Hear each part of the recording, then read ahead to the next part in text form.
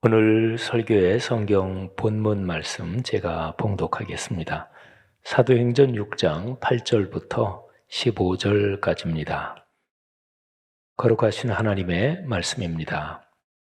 스데반이 은혜와 권능이 충만하여 큰 기사와 표적을 민간에 행하니 이른바 자유민들 즉 구레네인, 알렉산드리아인, 길리기아와 아시아에서 온 사람들의 회당에서 어떤 자들이 일어나 스데반과 더불어 논쟁할세 스데반이 지혜와 성령으로 말함을 그들이 능히 당하지 못하여 사람들을 매수하여 말하게 하되 이 사람이 모세와 하나님을 모독하는 말을 하는 것을 우리가 들었노라 하게 하고 백성과 장로와 서기관들을 충동시켜 와서 잡아가지고 공회에 이르러 거짓 증인들을 세우니 이르되 이 사람이 이 거룩한 곳과 율법을 거슬러 말하기를 맞지 아니하는도다.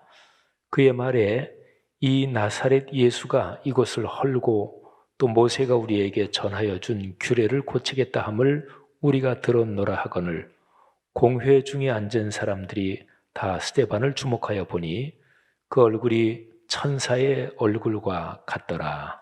아멘. 어떤 일을 생각하고 또 판단하고 또 행동하는데 큰 그림이 중요합니다.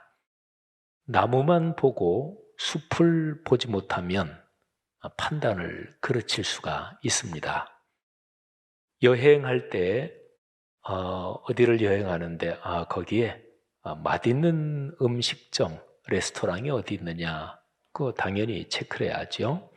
또 꼭 봐야 하는 어떤 경치 또는 사진 찍을 수 있는 참 멋진 그 장소가 어딘지도 파악을 해야 되고요. 또 거기 들르지 않으면 후회하는 어떤 박물관 이런 것도 다 한번 살펴봐야 되죠. 하지만 전체 여정에 지도가 필요합니다. 여행하면서 종종 지도를 펼쳐보고 지금 여행 어디쯤 했고 또 이제 어디로 가고 이런 거를 확인해야 합니다. 요즘은 모바일 또 이런 걸 통해서 지도를 확인하겠지만요. 지도는 여행을 원만하게 하고 행복하게 합니다.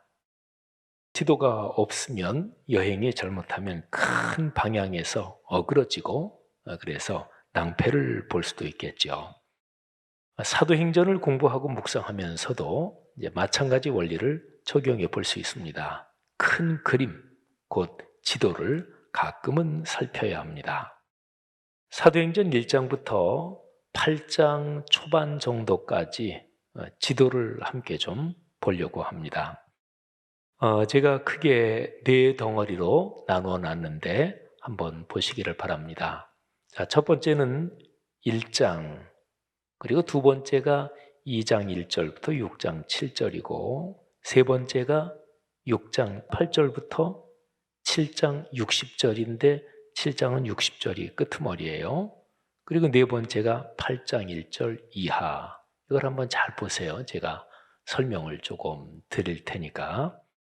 자, 1장 성령 강림을 기다리다 이렇게 써놨죠. 그러니까 1장은 2장에 나오는 성령 강림, 이제 거기를 향하고 있는 거예요. 그리고 사도행전 전체에서 성령이 강림한 사건이 심장과 같다고 보시면 돼요. 그런데 2장에 있는 성령 강림 사건, 그거를 좀 큰 덩어리로 보면 2장 1절부터 6장 7절까지가 두 번째 큰 덩어리입니다. 이거는 예루살렘에서 일어난 사건들을 이 큰 덩어리가 담고 있는데 그 주요 요지는 성령이 강림하셨고 그 능력으로 말씀을 전하는 이런 모습입니다. 그리고 6장 7절이 이 큰 덩어리의 결론 부분인데 6장 7절에 아욱사노라는 동사가 나와요. 이거는 하나님의 말씀이 살아 움직인다. 그리고 말씀이 삶의 현장에서 인격과 일상을 변화시킨다. 이런 뜻을 가진 단어죠. 그래서 6장 7절은 예루살렘 교회가 아욱사노, 말씀이 살아 움직이면서 말씀과 삶이 어우러지는 공동체로 아주 아름답게 부흥한 이 모습을 기록하고 있는 것이 6장 7절입니다. 그리고 나서 네 번째 덩어리로 건너가 보시면 8장 1절 이하, 8장 1절부터 쭉 그 다음에는 유대와 사마리아로 사람들이 흩어지면서 말씀을 전하는 장면입니다. 그러니까 두 번째 덩어리, 그거하고 네 번째 덩어리를 우선 비교해 보세요. 그러니까 두 번째 덩어리는 장소가 예루살렘입니다. 그리고 네 번째 덩어리는 유대와 사마리아 이렇게 되죠. 그런데 두 번째 덩어리나 네 번째 덩어리나 똑같은 것은 말씀을 전한다. 성령의 능력으로 말씀을 전한다. 이거는 똑같아요.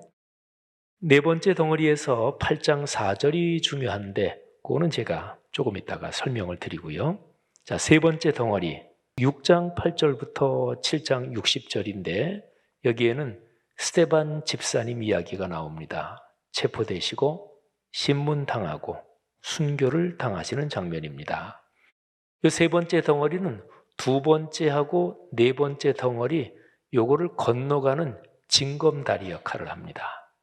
자, 우선 이 지도는 이 정도로 한번 보시고 자, 이제 제가 자세하게 더 설명을 드리겠습니다.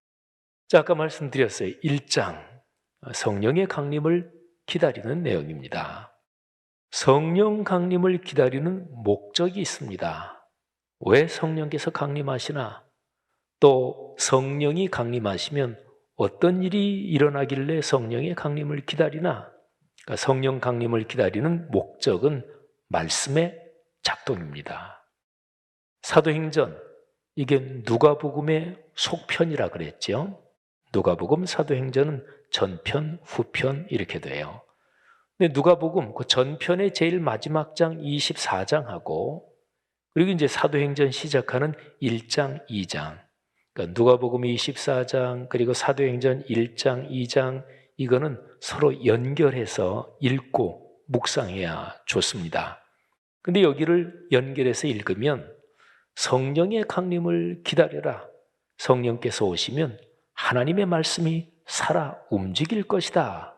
이게 아주 분명하게 드러납니다. 부활에서 승천하신 예수 그리스도 그리고 그리스도의 영이신 성령이 강림하시는 목적은 하나님의 말씀이 사람들 삶에서 살아 움직이게 하려는 것입니다. 그러니까 말씀이 사람들 삶에서 작동하는 것, 말씀이 삶이 되는 것, 이것이 바로 삼위일체 하나님의 구원의 섭리에서 심장 부분입니다. 말씀이 삶이 되는 거룩한 운동을 통해서 예수님께서 가르쳐 주신 주기도문의 그 간구가 이루어집니다. 주기도문에서 특별히 하늘 아버지에 관한 세 가지 간구, 그러니까 주기도문의 앞부분은 하늘 아버지에 연관된 세 가지 기도고 그 다음에 뒤에 부분은 우리들의 구체적인 삶에 연관된 세 가지 기도예요. 그런데 특별히 하늘 아버지에 관한 세 가지 간구, 첫째, 이름이 거룩히 여김을 받게 하옵소서. 두 번째, 아버지의 나라가 임하시옵소서. 세 번째, 뜻이 하늘에서 이루어진 것처럼 땅에서도 이루어지게 하옵소서. 이 세 가지가 우리가 사는 땅에서 이루어지는 방법이 바로 말씀이 살아 움직이는 거지요. 하나님은 이 구원을 이루기 위해서 구약시대부터 큰 그림에 따라서 일을 진행해 오셨습니다.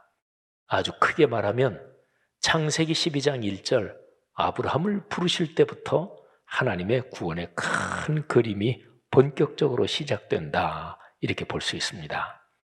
하나님의 큰 그림, 그리고 또 그것을 진행하시는 하나님 아버지의 일하시는 이거를 가리켜서 섭리라고 합니다. 인류 역사를 세 시기로 나누면 첫 번째가 성부시대, 두 번째가 성자시대, 세 번째가 성령시대 이렇게 돼요. 근데 이 중에 제일 마지막 성령시대가 마지막에 오는 시대니까 끝 말자를 써서 말세 이렇게 얘기하는 거예요. 그런데 이 말세에 구원의 사명을 담당하는 공동체로 하나님이 세우신 그것이 바로 교회입니다. 그러니까 교회는 하나님께서 예비하신 말세의 비밀 병기지요. 교회에 대한 아주 감동적인 그 말씀을 한번 에베소서 1장하고 2장에서 잠시 묵상하고 다시 사도행전으로 돌아갈 거예요. 자, 에베소서 1장과 2장은 숨 막힐 정도로 감동스러운 구절이에요. 이게 이제 헬라어로 보면 에베소서 1장이 굉장히 긴 게 이게 한 문장으로 막 숨을 가쁘게 넘어갑니다. 근데 이제 에베소서 1장과 2장의 교회에 대한 감동적인 구절은 사실은 이렇게 읽으면 그냥 지나가고 뜻이 뭔지 이게 머리에 잘 들어오지 않기도 합니다. 그래서 조금 설명을 드리고 뜻을 한번 잘 생각하면 이게 그렇게 좋고 감동적일 수가 없어요. 자, 1장 20절부터 23절 그 4절을 한번 제가 보겠는데, 예수 그리스도의 죽음과 부활과 승천, 이 세 가지를 잘 생각하세요. 예수 그리스도께서 이 땅에 오셔서 십자가 달려 돌아가시고 사흘 만에 부활하시고 그리고 승천하셨다. 굉장히 중요한 거죠. 예수 그리스도 사역의 핵심 중의 핵심이죠. 그런데 이것이 교회와 연결됩니다. 교회는 만물 안에서 만물을 충만하게 하는, 그러니까 만물을 충만하게 한다 이 얘기는 만물을 구원한다는 얘기예요. 그러니까 교회는 만물 안에서 만물을 충만하게 만물을 구원하는 하나님의 도구입니다. 자, 이게 에베소서 1장 20절부터 23절의 내용입니다. 한번 잘 들어보세요. 우리 성도들이 성경 많이 읽으신 분들 귀에도 익숙한 내용이에요. 그의 능력이, 하나님의 능력이 그리스도 안에서 역사하사 죽은 자들 가운데서 다시 살리시고 그리스도를, 예수님을 하늘에서 자기의 오른편에 앉히사 모든 통치와 권세와 능력과 주권과 이 세상뿐 아니라 오는 세상에 일컫는 모든 이름 위에 뛰어나게 하시고, 예수 그리스도를 말이죠. 모든 것에 뛰어나게 하시고 또 만물을 그의 발 아래에 복종하게 하시고 그를, 예수 그리스도를 만물 위에 교회의 머리로 삼으셨느니라. 교회는 그의 몸이니, 교회는 예수 그리스도의 몸인데 교회가 어떤 존재냐? 만물 안에서 만물을 충만하게 만물을 구원하시는 바로 하나님의 충만함이다. 아멘. 여러분, 이 구절의 뜻을 조금 생각하면 너무너무 감격스러운 거죠. 교회가 그렇다는 거예요. 자, 에베소서 2장 또 뒷부분 쪽에서 제가 한 군데를 더 설명을 드리겠습니다. 에베소서 2장 16절부터 22절 7절입니다. 여기 나오는 내용 먼저 잠깐 설명드리면, 예수 그리스도께서 십자가 사건으로 세상 모든 민족들 사이에 갈등과 대립을 해결하셨습니다. 그리고 하나님과 사람 사이에 원수된 상태를 예수 그리스도께서 십자가로 해결하셨습니다. 그래서 예수 그리스도는 하나님의 평화를 전하셨습니다. 하나님과 원수지간이 돼서 희망 없이 살아가는 사람들한테 하나님이 여러분을 사랑하십니다. 하나님이 여러분에게 평화를 주십니다. 평화를 선포하셨고, 또 사람들 사이에서 서로 갈라져서 싸우고 또 심하게 충돌하는 이 민족과 민족 사이의 갈등, 거기에다가 평화를 전하셨습니다. 그리고 이 모든 일은 성령의 힘으로 가능합니다. 그러니까 성령 안에서 유대인과 이방인, 성경에서 유대인과 이방인 그러면 세상 모든 사람을 가리키는 표현이에요. 그러니까 유대인을 가운데 놓고 유대인 그리고 유대인 아닌 사람들을 몽땅 다 이방인이라고 하니까, 그러니까 성령 안에서 유대인과 이방인 그 세상의 모든 사람이 함께 손잡고 하나님 아버지께 나아갑니다. 이렇게 해서 모든 민족이 서로 연결돼요. 연결돼서 뭐가 되느냐? 교회가 세워진다. 굉장히 감격스러운 내용이죠. 자, 이제 한번 들어보세요. 또 십자가로 이 둘을, 유대인과 유대인이 아닌 이방인 이 둘을 한 몸으로 하나님과 화목하게 하려 하심이라. 원수되는 것을 십자가로 소멸하시고 또 오셔서 먼 데 있는 너희에게 평안을 전하시고 가까운 데 있는 자들에게 평안을 전하셨으니 이는 그로 말미암아 우리 둘이 한 성령 안에서 아버지께 나아감을 얻게 하려 하심이라. 그러므로 이제부터 너희는 외인도 아니요 나그네도 아니요 오직 성도들과 동일한 시민이요 하나님의 권속이라. 너희는 사도들과 선지자들의 터 위에 세우심을 입은 자라. 그리스도 예수께서 친히 모퉁이 돌이 되셨느니라. 그의 안에서 건물마다 서로 연결하여, 이게 이제 세상의 모든 민족들이 서로 싸우고 갈등하던 게 예수 그리스도의 십자가의 복음으로 화해가 되고 다 연결된다, 그런 표현이에요. 그의 안에서 건물마다 서로 연결하여 주 안에서 성전이 되어가고 너희도 성령 안에서 하나님이 거하실 처소가 되기 위하여 그리스도 예수 안에서 함께 지어져 가느니라. 아멘. 여러분, 교회는 참으로 놀라운 공동체입니다. 하나님의 신비로운 섭리입니다. 교회에 관해서 성경 말씀을 배우고 묵상하면서 이 사실을 깨닫지 못하는 사람은 아직까지 교회가 뭔지를 모르는 거죠. 교회에 관한 성경 말씀의 기록을 따라서 묵상하다 보면 감동이 차오릅니다. 결국에는 그 감동을 이기지 못해서 감사의 기도를 올리게 됩니다. 그리스도의 몸인 교회에 속해서 살고 있다는 것이 얼마나 기쁜지 모릅니다. 이 교회의 중심 사명인 말씀 사역에 부름을 받았다는 것이 얼마나 영광스러운 일인지 모릅니다.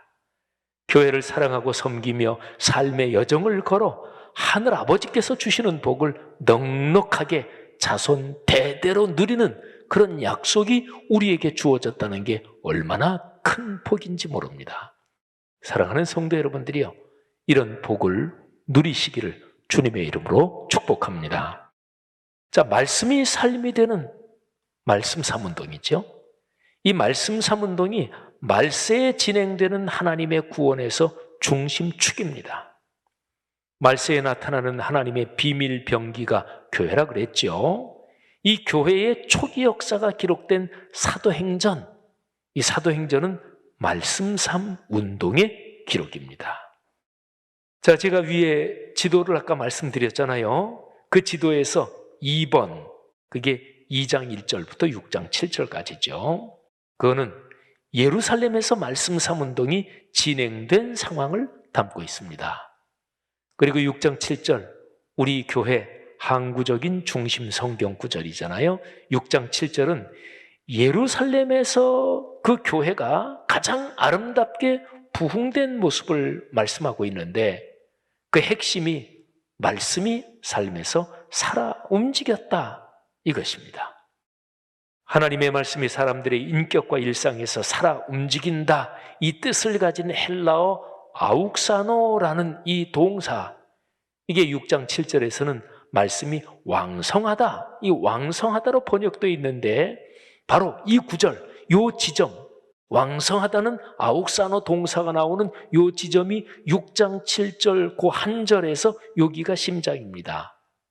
말씀이 살아 움직이는 것이, 그리고 성경적인 부흥의 본질입니다. 이 구절에서 이 도에 복종하니라, 수많은 제사장들도 이 도에 복종하니라 그랬는데, 여기에서 이 도라고 번역된 도는 헬라어를 직역하면 믿음이라는 단어입니다. 그러니까 예루살렘에 있는 제사장들도 이 믿음에 순종하게 됐다, 이 믿음을 가지게 됐다, 이런 얘기예요. 그러니까 6장 7절은 말씀이 살아 움직임으로써 예수 그리스도를 믿는 믿음이 승리했다, 믿음의 승리를 말씀하고 있는 거죠. 자, 6장 7절 한번 다 같이 우리가 암송해 보겠습니다. 하나님의 말씀이 점점 왕성하여 예루살렘에 있는 제자의 수가 더 심히 많아지고 허다한 제사장의 무리도 이 도에 복종하니라. 아멘. 자, 6장 7절 그 다음부터 6장 8절부터 오늘 우리가 묵상하는 이 설교 본문이 이어집니다.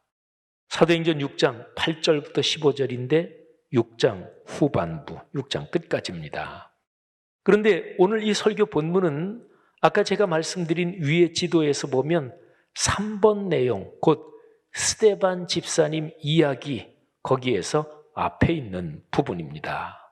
자, 지도에서 큰 흐름을 보면 예루살렘에서 하나님의 말씀이 살아 움직이는 그거 하고요.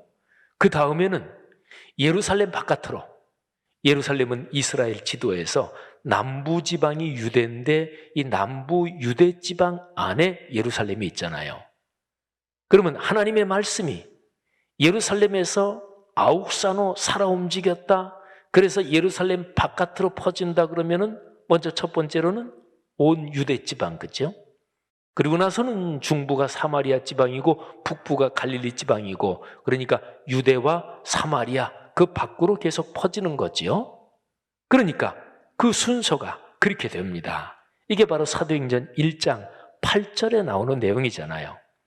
오직 성령이 너희에게 임하시면 너희가 권능을 받고 예루살렘과 그리고 예루살렘을 둘러싸고 있는 그 온 유대와 그리고 바로 그 위에 중부지방 사마리아와 그리고 땅 끝까지 이르러 내 증인이 되리라 하시니라. 그러니까요, 아까 제가 말씀드린 그 지도에서, 그러니까 사도행전 1장부터 쭉 8장까지 가는데 중요한 초점은 뭐냐면 예루살렘에서 말씀이 살아 움직였다. 그리고 그 다음에 예루살렘 밖으로 유대와 사마리아 점점 밖으로 말씀이 퍼져나간다. 이 두 가지가 중요하고요. 그런데 스데반 집사님 이야기가 이 두 군데 사이에 끼어 있는 거예요. 스데반 집사님이 체포되고 신문을 당하고 순교하는 장면이죠. 그러니까 이 가운데 끼어 있는 스데반 집사님 이야기는 하나님의 복음의 말씀이 예루살렘 밖으로 확산되는 징검다리 역할을 합니다. 잘 한번 들어보세요. 예루살렘에 있는 그리스도인들이 스스로 알아서 밖으로 나가지 않았습니다. 그러니까 자기들이 우리 교회가 이 정도 성도 숫자도 많아졌으니까 이제 유대 지역 전도를 좀 해야 되겠다. 또는 사마리아로 가야 되겠다. 스스로 그렇게 생각하지 못했습니다. 그런데 예루살렘 밖으로 갈 수밖에 없는 상황이 생겼습니다. 스데반 집사님이 순교를 당하고 그것 때문에 박해가 일어난 거예요. 그래서 갈 수밖에 없게 됐어요. 사도행전 전체의 큰 흐름에 비추어서 이 상황을 묵상하면 스데반 집사님의 순교는 하나님의 섭리 가운데 일어난 사건입니다. 예루살렘 교회가 스스로 나가지 않으니까 하나님께서 예루살렘 교회를 치신 거예요. 예루살렘 교회가 사도행전 1장 8절 이거를 잊어버리고 있으니까 하나님께서 1장 8절을 다시 기억하게 하신 거예요. 그래서 사방으로 흩어졌습니다. 그 흩어진 사람들은 박해 때문에 도망한 사람들이잖아요. 도망했으면 도망가서 어디에 숨든지 그러는 게 자연스럽잖아요. 그런데 그 흩어진 사람들이 뭘 한다고 돼 있나 보세요. 사도행전 8장 4절입니다. 그 흩어진 사람들이 두루 다니며 복음의 말씀을 전할세 빌립이 사마리아 성에 내려가 그리스도를 백성에게 전파하니. 그러니까 스데반 집사님 때문에 박해가 일어났고 그리고 흩어질 수밖에 없는 상황이 됐지만 그 와중에서 예루살렘 교회 성도들이 깨달은 거예요. 복음을 전하러 나가야 되는데 우리가 나가지 않았구나. 그래서 흩어지자마자 그들은 흩어지면서 복음의 말씀을 계속 전했습니다. 자, 그러면서 7 집사님 중 한 사람인 빌립 집사님이 8장 5절에 등장합니다. 여기부터, 그러니까 빌립 집사님이 등장하는 여기부터 8장 맨 마지막까지는 빌립 집사님이 사역하는 내용이에요. 사마리아에 전도합니다. 에티오피아 여왕의 측근에게 말씀을 전합니다. 여러분, 참 중요한 일이죠. 교회는 늘 교회 밖으로 나가야 합니다. 교회 울타리를 높게 치고 교회 안에 있는 신자들끼리 행복한 것은 성경이 말하는 교회의 모습이 아닙니다. 정확하게 말하면 하나님의 뜻을 거역하는 것입니다. 교회는 스스로를 위하여 존재하지 않습니다. 하나님께서 위임하신 뜻에 따라 교회 밖의 사람들과 세상을 위해서 존재합니다. 땅 끝까지 가서 예수 그리스도의 복음을 전하며 그 사랑을 실천해야 하는 거죠. 제가 이제 우리 교회 각 부서나 이런 데서 사역을 할 때 참 제가 감격할 때가 어떤 사역이 우리 교회끼리만 하는 게 아니라 지역사회랑 같이 하는 거, 또 우리 교회 어려운 분들도 돕지만 우리 교회 아닌 다른 어려운 분들을 돕는 거, 이게 저는 너무나 감격스러워요. 지난 여름 한참 더울 때 우리 교회 정문 앞에 냉장고 이렇게 놓고 지나가는 사람 누구나 다, 지난 여름 더위 아주 심했잖아요. 누구나 다 가져갈 사람 자연스럽게 가져가도록 그렇게 시원하게 냉장고에 물을 넣어서 봉사했죠. 작은 몸짓이죠. 근데 지나가는 사람 누구나에게 다 그렇게 한다는 게 참 감격스러웠고, 그리고 더 감격스러운 것은 거기에 우리 교회가 이렇게 물을 넣어놓은, 우리 교회만이 아니라 지역의 다른 몇몇 기관들에서도 아이고 좋은 일 하네, 우리도 좀 물을 사다가 좀 넣게요. 또 어떤 사람이 개인적으로도 이렇게 넣었다 그러고, 그게 필요한 거죠.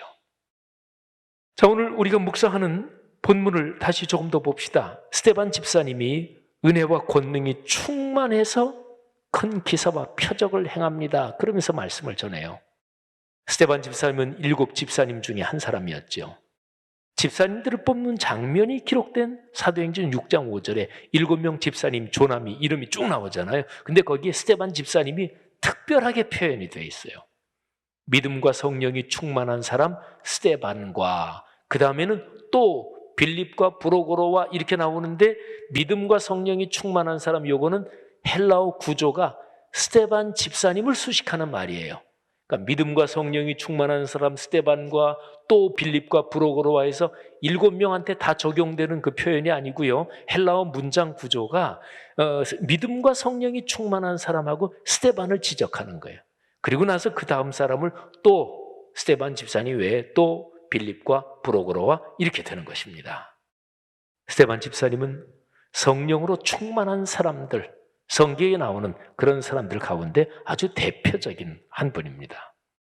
성령으로 충만하면 어떻게 되나요? 말씀을 전하는데 동력을 얻습니다. 자, 그런데 어떤 유대인들이 스데반 집사님을 공격합니다. 그들은 이스라엘 밖에서 태어나서 자란 헬라파 유대인들이었습니다.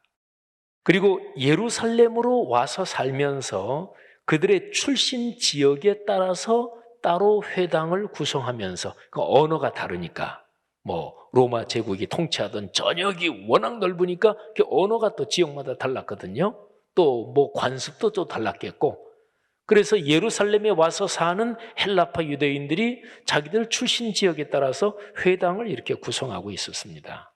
지역이 나오죠. 아프리카의 구레네, 이건 아프리카 저 북부 서북부입니다. 그 다음에 알렉산드리아, 아주 유명한 큰 도시죠. 이거는 아프리카 동북부 이쪽이죠. 거의 구레네 그리고 알렉산드리아는 서로가 거의 북부에서 반대쪽이죠. 그리고 또 나오는 지역이 오늘날의 터키 지역인 길리기아, 또 아시아, 터키 안에 있는 지역, 그런 쪽 출신이었습니다. 이들이 율법을 놓고 스데반 집사님과 논쟁했습니다. 그런데 이들이 밀렸어요. 그러자 이 사람들이 사람을 매수해서 거짓말을 하게 하면서 스데반 집사님을 공격합니다. 유대인의 신앙과 관습에서 가장 핵심적인 문제를 걸게 만듭니다. 3가지가 여기 본문 표현에 나오는데요. 스데반 이자가 모세와 하나님을 모독했다. 이 거룩한 것, 성전을 말하죠. 성전과 율법을 거슬러 말하자면 그냥 안 좋은 말을 했다. 그 다음에 3번째, 나사렛 예수가 이 성전을 헐고 또 모세가 우리에게 전해준 규례를 지멋대로 뜯어 고치겠다고 말했다. 지금 이 3가지는 유대인들에게는 가장 민감한 문제들입니다. 근데 이게 다 거짓말이에요. 사람을 매수했다 그랬잖아요.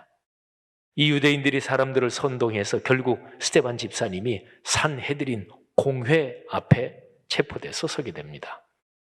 공회에 있는 스데반 집사님의 모습이 사도행전 6장 15절에 이렇게 기록되어 있습니다. 공회 중에 앉은 사람들이 다 스데반을 주목하여 보니 그 얼굴이 천사의 얼굴과 같더라. 자, 사도행전 6장 9절에 어떤 자들 이런 표현이 나옵니다. 스데반 집사님을 고소하고 공격한 사람들 있죠. 다른 사람들을 사주하고 교사하고 돈으로 매수해서 온갖 거짓말을 동원해서 스데반 집사님을 죽이려고 달려든 사람들 있죠. 이 어떤 사람들, 이들은 도대체 누구입니까? 이들은 하나님의 백성이라고 불리는 유대인들이었습니다. 이들은 신앙에 열정을 가진 사람들이었어요. 열정을 가진 사람들이니까 온통 로마 제국 여기저기 다른 데 살다가 예루살렘, 자기들이 신앙의 고향으로 여기는, 자기들은 예루살렘에서 태어난 사람들이 아니었지만 다른 데서 태어나서 거기서 자랐지만 유대교 신앙의 열정을 가졌으니까 예루살렘으로 와서 이주해서 살고 있었지요. 이들은 하나님의 말씀인 구약의 율법을 잘 알고 있었습니다. 그런데 문제가 있었습니다. 율법의 말씀을 자신들에게 익숙한 방식으로만 알고 있었습니다. 자신들의 견해와 다른 것은 모두 잘못된 것이라고 판단했습니다. 그러니까 진리가 무엇인지를 알려는 그런 열린 마음이 없는 사람들이죠. 여러분, 제가 이런 사람들, 어떤 사람들 그 설명을 드렸는데, 그런데 오늘날에도 바로 이런 유형의 어떤 사람들이 있습니다. 교회 다니는 사람들 중에서요, 여기 사도행전 여기에 나오는 어떤 사람들, 이거는 이방인들이 아니에요. 오늘날로 말하면 교회 다니는 사람들 중에 있는 거지요. 신앙생활의 연조가 오래되었고 성경 지식도 많이 알고 교회에서 직분을 맡아 열심히 봉사도 하는 사람들입니다. 그러나 하나님의 말씀에 관해서 열린 마음이 없습니다. 공예배에서 선포되는 말씀을 들을 때 겸손하지 않습니다. 자신을 성찰하며 말씀을 묵상하는 훈련에 게으릅니다. 자기 딴에는 성경을 읽고 암송하고 필사도 하고 또는 성경을 다른 사람보다 꽤 깊이 공부하고 연구한다고 합니다. 그러나 성령의 임재와 현존을 체험하면서 그 가르침에 따라 겸허하게 배우지 않습니다. 자신이 이미 갖고 있는 신앙의 경험과 지식에 굳어져 있습니다. 이런 사람들은 옛날부터 있었다고요. 교회 초기 역사 때부터. 오늘 사도행전이 가장 초기 교회 역사잖아요. 사도행전 6장에 나오는 어떤 사람들, 이런 게 이들이에요. 오늘날에도 이런 사람들이 있고요. 성도 여러분, 우리 마음이 늘 주님을 닮아가야 합니다. 공예배의 자리, 개인적인 말씀 묵상의 자리에서 늘 겸허하게 마음을 열고 은혜를 사모하며 그리고 성령께서 가르쳐 주시는 말씀을 배워야 하고 그를 갈망해야 합니다. 그 말씀을 붙잡고 깊이 기도하며 말씀대로 살아야 합니다. 그래야 어떤 사람들처럼 되지 않습니다. 교회 역사라는 게 무엇인가요? 교회 역사는 겸허하게 말씀을 배우고 깨달아 그렇게 순종하며 살아온 사람들의 역사가 교회 역사예요. 여러분과 저는 오늘 그 역사의 흐름 한가운데 서 있기를 바랍니다. 여러분이 그 주인공이 되기를 바랍니다. 우리 교회가 그 중심에서 걸어가기를 간절히 소망합니다. 말씀이 삶이 되는 말씀 삼운동이 바로 그 길입니다. 이 길을 함께 걷는 사람마다 복을 받습니다. 그리고 이 길을 걷는 사람들의 아주 분명한 특징이 있는데 말씀 묵상을 통해서 끊임없이 자기를 성찰하는 거예요. 끊임없이 주님 앞에 나오는 거예요. 공예배 때마다, 그리고 개인적인 말씀 묵상의 자리에서 끊임없이 주님 앞에 나가는데 주님 앞에 손들고 나가는 거예요.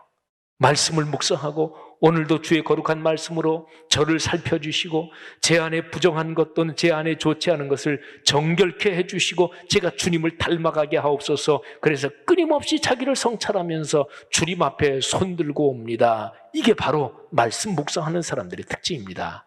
이게 바로 기독교에서 가장 중요한 신앙의 항목 중에 하나인 회개입니다.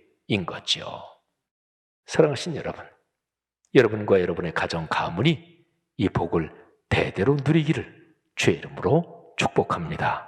또 이번 돌아오는 주일에 임직하시는 우리 사랑하는 권사로 임직하시는 분들, 또 다른 임직하시는 귀한 직분자들, 또 평생 주님을 위해서 섬기다가 또 명예 권사, 또 명예 장로, 명예 안수입사로 추대받으시는 분들, 늘 인생의 전 걷기까지 이 큰 복을 붙잡고 걸으시기를 주의 이름으로 축원합니다.